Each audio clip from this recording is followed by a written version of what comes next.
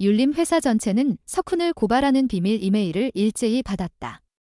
지난 사건에 대한 충격적인 진실이 드러난다. 율림 법무법인은 권나연 변호사가 새로운 대표로 부임하면서 전례 없는 변화를 맞이했다. 권나연은 회사의 체질 개선을 목표로 과감한 개혁을 추진했다. 윤석훈과 함께 새로운 성과 중심 보상 시스템을 도입해 기존 방식을 완전히 뒤집었다. 이 제도는 능력 중심의 공정한 평가를 바탕으로 보상과 승진을 결정하겠다는 강한 의지를 담고 있었다. 그러나 이 변화는 율림 내부의 기득권 세력을 불편하게 했다. 특히 고태섭은 권나연과 석훈의 개혁이 자신의 입지를 위협한다고 느꼈다. 오랫동안 관계와 권력에 의존해 자신의 위치를 지켜온 그는 새로운 제도가 도입되자 더 이상 가만히 있을 수 없었다. 고태섭은 석훈을 끌어내리기 위해 치밀한 계획을 세웠다. 그의 탁이 든 석훈의 과거, 바로 몇 년 전 석훈을 둘러싼 충격적인 스캔들이었다. 어느 날 아침, 율림의 전 직원들은 익명의 발신자로부터 온 충격적인 이메일을 받았다. 이메일에는 석훈이 과거 한 사건에서 증거를 조작해 무고한 사람을 억울하게 감옥에 보냈다는 폭로가 담겨 있었다. 이 내용은 율림 내부를 순식간에 뒤흔들었다.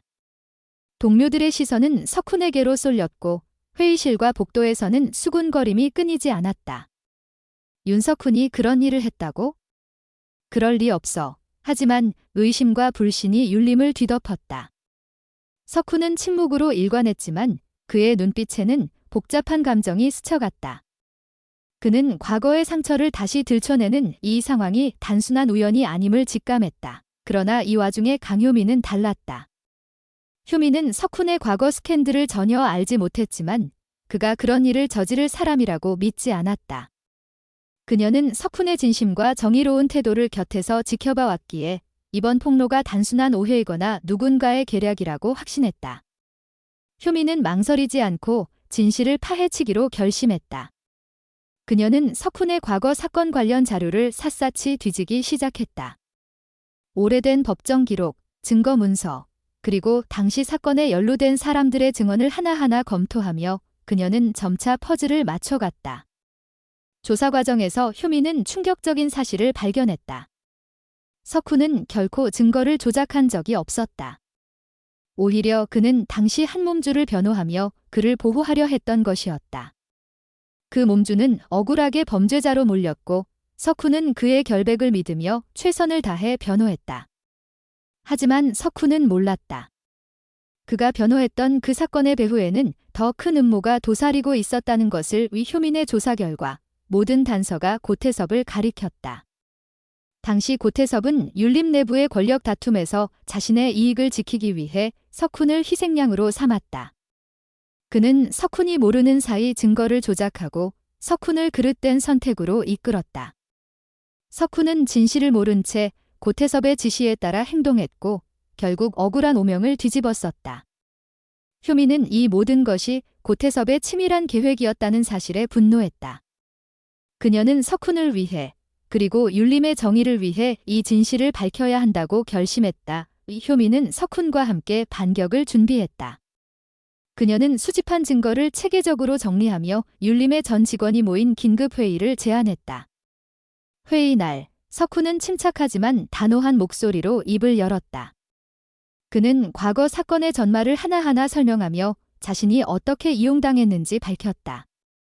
효민은 그의 곁에서 증거 서류와 녹취록을 제시하며 고태섭의 음모를 낱낱이 폭로했다. 특히 고태섭이 이번 익명 이메일을 조직적으로 배포해 석훈을 몰아넣으려 했다는 증거는 회의장을 충격에 빠뜨렸다. 직원들은 경악했고 권나연은 굳은 표정으로 고태섭을 바라봤다. 고태섭은 변명하려 했지만 이미 그의 말은 설득력을 잃었다. 증거 앞에서 그는 더 이상 발뺌할 곳이 없었다. 결국 고태섭은 율림에서 완전히 밀려났다. 그의 권력은 무너졌고 율림은 새로운 국면을 맞았다. 석훈은 오명을 벗고 다시금들의 신뢰를 되찾았다. 효민의 용기와 헌신 덕분에 그는 과거의 상처에서 벗어날 수 있었다. 하지만 석훈의 눈에는 여전히 깊은 그림자가 남아있었다. 그는 효민에게 조용히 말했다. 이제야 진실이 밝혀졌지만 그때의 나는 너무 나약했다. 효민은 그의 손을 잡으며 미소 지었다. 그때의 석훈 변호사님도, 지금의 석훈 변호사님도 정의를 위해 싸웠어요. 그게 중요한 거예요. 율림 법무법인은 고태섭의 퇴출로 잠시 평온을 되찾은 듯 했다. 권나연은 윤석훈과 강효민을 중심으로 회사의 체질을 완전히 바꾸는 개혁을 이어갔다.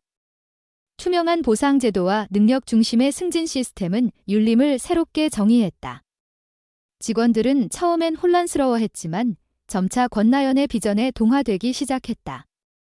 석훈은 다시금 동료들의 신뢰를 얻었고 효민은 그의 곁에서 정의를 향한 열정을 불태웠다.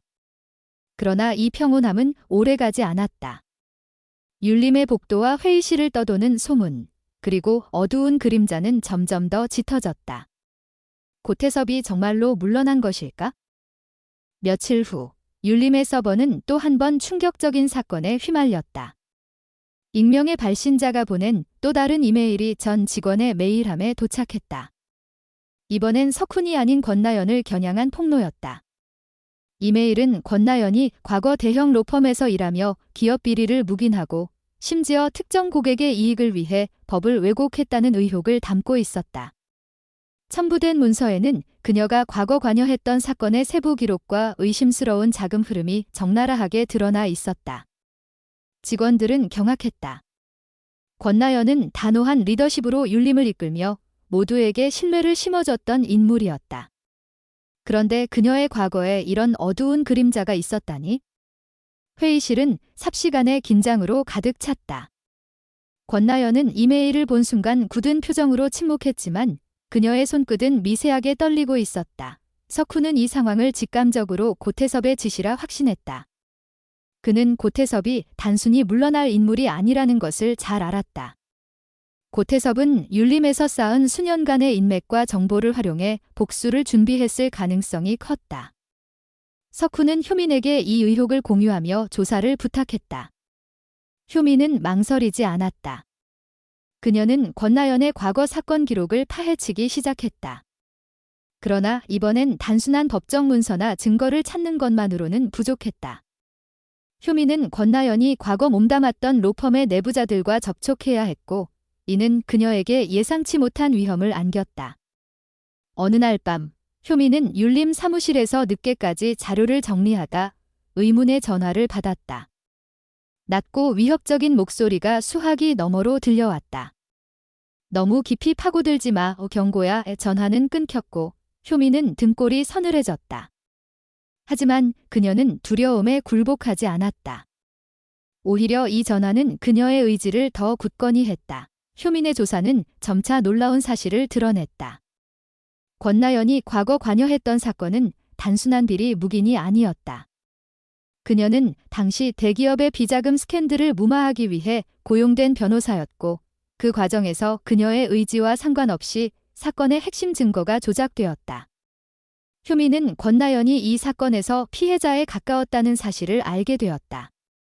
그녀는 당시 상부의 압박에 의해 어쩔 수 없이 사건에 연루되었고, 이후 죄책감에 시달리며 로펌을 떠난 것이었다. 하지만 고태섭은 이 사건을 알고 있었고, 권나연을 공격하기 위해 이 과거를 이용했다. 더욱 충격적인 사실은 고태섭이 당시 그 대기업과 깊은 연관이 있었다는 점이었다. 그는 율림 내부의 권력을 유지하기 위해 대기업의 비자금을 활용했던 인물이었고, 권나연이 그 사건에서 떠난 뒤에도 계속해서 그들과 은밀한 거래를 이어갔다. 효민은 이 모든 사실을 정리하며 석훈과 권나연에게 보고했다. 권나연은 처음엔 자신의 과거가 드러난 것에 대해 분노와 수치심을 느꼈지만 효민의 진심 어린 말에 마음을 열었다. 당신은 그때 잘못을 저지른 게 아니에요. 이용당한 거예요. 이제 진실을 밝혀야 해요. 권나연은 고개를 끄덕였다. 그녀는 더 이상 과거에 얽매이고 싶지 않았다. 석훈, 효민, 그리고 권나연은 힘을 합쳐 고태섭의 음모를 완전히 뿌리 뽑기로 결심했다. 그들은 고태섭의 비리와 대기업과의 연결고리를 폭로하기 위해 치밀한 계획을 세웠다. 한편 고태섭은 어두운 사무실에서 또 다른 계략을 꾸미고 있었다.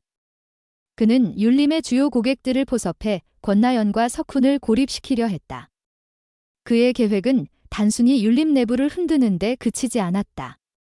그는 율림을 완전히 장악하거나 아니면 무너뜨리려는 야심을 품고 있었다. 고태섭은 과거 대기업과의 거래에서 얻은 막대한 자금을 이용해 율림 내부에 스파이를 심어놓았다.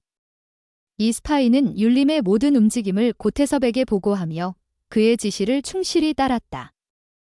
효민은 우연히 이 스파이의 존재를 눈치챘다. 어느 날 그녀는 사무실에서 이상한 문서를 발견했다. 겉으로는 평범한 계약서처럼 보였지만 세부 조항에는 고태섭의 이름과 연관된 은밀한 코드가 숨겨져 있었다. 효민은 이 문서를 석훈에게 보여주며 경고했다.